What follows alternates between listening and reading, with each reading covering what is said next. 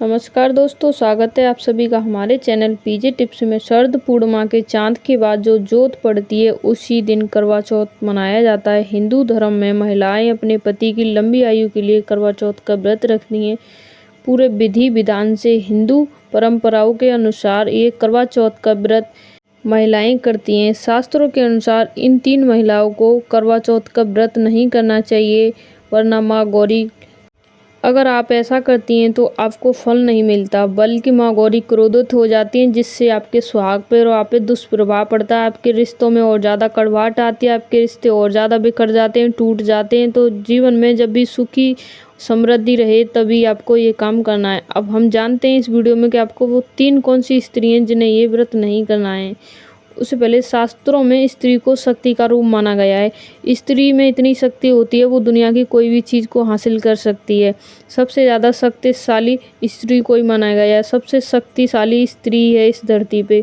जैसी सावित्री ने अपने पति को यमराज से वापस लाई थी, यानी इतनी शक्तिशाली स्त्री होती है कि वो अपने पति को यमराज से भी वापस ला सकती है।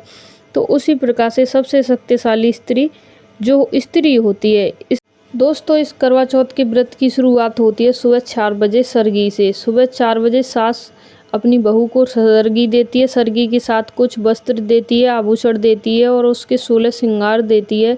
सास अपनी बहू को अपने हिसाब से जो कुछ ज्वेलरी वगैरह सब कुछ देती है। अपनी बहू को सुबह 4 बजे से लेकर 5 बजे के बीच में, जब तक सूर्य न निकला हो, तब तक सरगी खिलाती है अपने हिसाब से।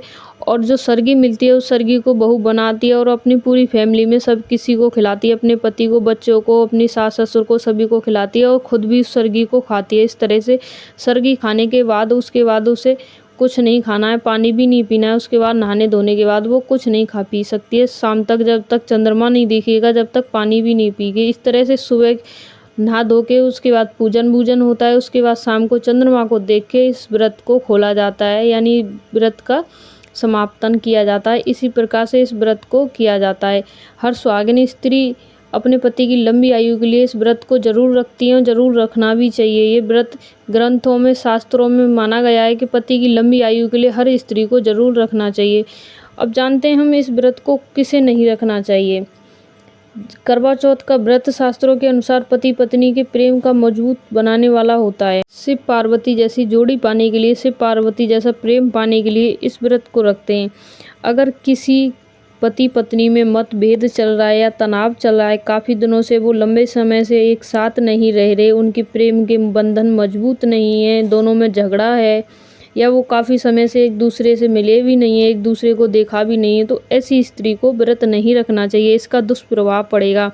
आपको व्रत रखना है तो पहले आप उस अपने झगड़े को ख़त्म कीजिए। पति पत्नी में जो रिश्ते होते हैं उन रिश्तों को बनाइए, अपने अंदर बीच में प्यार लाइए। उस प्यार से, मनोबल से उस व्रत को रखिए। ऐसे झगड़े से आप व्रत रखोगे तो आपके अंदर जो भावनाएं जागृत होंगी वो गंदी भावनाएं जागृत होंगी, दूसरे के प्रति गंदी भावनाएं आएंगी। आप व्रत तो रखोगे लेकिन अंदर से आपको कड़वाहट होगी कि ऐसा है, मैं नहीं रख रही इसके लिए वो, इसलिए आपको व्रत नहीं रखना चाहिए। माँ गौरी क्रोधित हो जाएंगी तो आपके सुहाग पे गलत प्रभाव पड़ सकता है, इसीलिए आपको अपनी नाराज़गी को ख़त्म करने के बाद ही व्रत रखना चाहिए। नंबर 2, लिविंग या 7 फेरे वाले नहीं।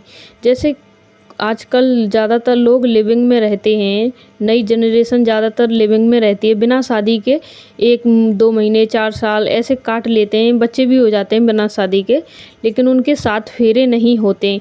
शास्त्रों में कहा गया है जब तक 7 फेरे ना हो, मंत्रों के साथ, हवन के साथ पूजा ना हो, जब तक शादी अधूरी मानी जाती है। इसीलिए ये जो 7 फेरे नहीं हुए हैं उन औरतों को भी ये व्रत नहीं रखना चाहिए, क्योंकि शास्त्रों में जो मंत्र बोले जाते हैं, शादी के टाइम पे हवन होता है, उसमें कुछ ऐसे शब्द, कुछ ऐसे मंत्र होते हैं जो हमारे संबंध को मजबूत बनाते हैं, यानी 7 फेरों का जो बंधन होता है उसे मजबूत बनाते हैं, उसी से हमारा बंधन बनता है। जब वो 7 फेरे नहीं हुए, वो वचन नहीं हुए, तो हमारा शादी वाला संबंध बना ही नहीं है। इसीलिए जिसने 7 फेरे नहीं लिए, लिविंग में रह रहे हैं, चाहे वो 4 साल से रह रहे हैं, चाहे बच्चे हों, उन्हें भी नहीं रहना चाहिए। पहले 7 फेरे हवन कुंड के सामने आहुति देके अच्छी तरह से शादी करने के बाद ही रखना चाहिए। नंबर 3, यदि कोई स्त्री अपने पति के होने पर भी पराये मर्द या पराये पुरुष के लिए नजरिया अपना चरित्रहीन होती है या अपना चरित्र गिरा देती है, तो ऐसी स्त्री को व्रत नहीं रखना चाहिए। क्योंकि ये व्रत पवित्र होता है। एक चरित्रहीन स्त्री इस व्रत को नहीं रख सकती है। चरित्रहीन स्त्री अगर इस व्रत को रखती है तो उस पे और उसके पति पे हमेशा दुष्प्रभाव पड़ता है। इसीलिए चरित्रहीन स्त्री को नहीं रखना चाहिए व्रत। पति पत्नी के प्रेम को पहले मजबूत बनाना चाहिए और उसे एक विश्वास के रिश्ते पे डोर पे रखना चाहिए, उसके बाद ही इस व्रत को करना चाहिए। नंबर 4, यदि कोई स्त्री प्रेग्नेंट है तो उसे भी इस व्रत को नहीं रखना चाहिए। शास्त्रों में मना नहीं किया गया, लेकिन उसके बच्चे का स्वास्थ्य ठीक रहे, अच्छा रहे, उसका बच्चा हस्त पुस्त रहे, इसलिए नहीं करना चाहिए। अगर आप प्रेग्नेंट हैं फिर भी व्रत करना चाहते हैं तो आप एक बार अपने डॉक्टर से सलाह जरूर ले लें। हमारे द्वारा बताई गई जानकारी आपको कैसी लगी कमेंट में ज़रूर बताएं। हमारे चैनल को सब्सक्राइब और बेल आइकन को ज़रूर दबाएं क्योंकि नोटिफिकेशन आपके पास पहले पहुंचे।